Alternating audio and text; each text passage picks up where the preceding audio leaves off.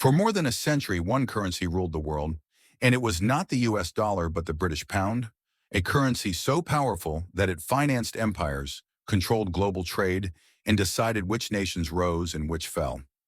Before World War II, Britain stood at the center of global finance, with London acting as the world's banking capital, international trade priced in pounds, and central banks across the globe trusting British money more than any other. The strength of the pound came from Britain's empire, its control of key sea routes, and its dominance in global commerce. But this entire system depended on peace, uninterrupted trade, and colonial income. World War II shattered that foundation. Fighting a total war drained Britain at an unprecedented scale, forcing it to spend enormous sums on weapons, soldiers, ships, and aircraft while German attacks disrupted shipping routes and destroyed exports. To survive, Britain sold gold reserves, liquidated overseas investments, and borrowed heavily, slowly losing the financial strength that had once made the pound the world's anchor. Meanwhile, the United States experienced the opposite reality. Its factories were untouched by bombing, its industrial output exploded, and its gold reserves grew rapidly as it supplied the world with weapons, food, and fuel. By the time the war was nearing its end, global leaders understood that the old financial order centered on Britain could no longer continue. In 1944, a new international monetary system was designed to stabilize the post-war world, but it was built around the US dollar rather than the British pound, with the dollar backed by gold and other currencies tied to it, shifting the heart of global finance from London to Washington and New York. Britain entered this new system weakened, deeply indebted, and desperate for stability, while the United States held overwhelming economic power and influence.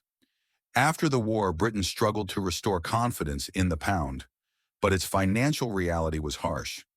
National debt exceeded 200% of its economy, foreign currency reserves were dangerously low, and the country lacked the dollars needed to import basic necessities like food and fuel. In 1947, Britain was forced to make the pound convertible into US dollars, a move that triggered immediate panic as investors and foreign governments rushed to exchange pounds for dollars, draining Britain's reserves almost overnight and proving that the pound could no longer function as a global reserve currency. From that moment on, the pound became a national currency rather than a world standard, while the US dollar rapidly filled the vacuum. Global trade contracts shifted to dollars, oil and commodities were priced in dollars, central banks began holding dollars instead of pounds, and international finance increasingly flowed through American institutions. While Britain dismantled its empire and retreated from global dominance, the United States built a new kind of empire based not on colonies, but on financial influence and monetary power. Even Britain's leading economist, John Maynard Keynes, warned that concentrating global power around a single dominant currency could create long-term instability, but by then Britain no longer had the strength to shape the outcome.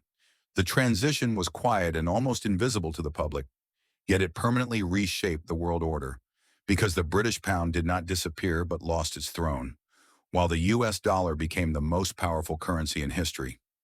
World War II did not just end empires and redraw borders.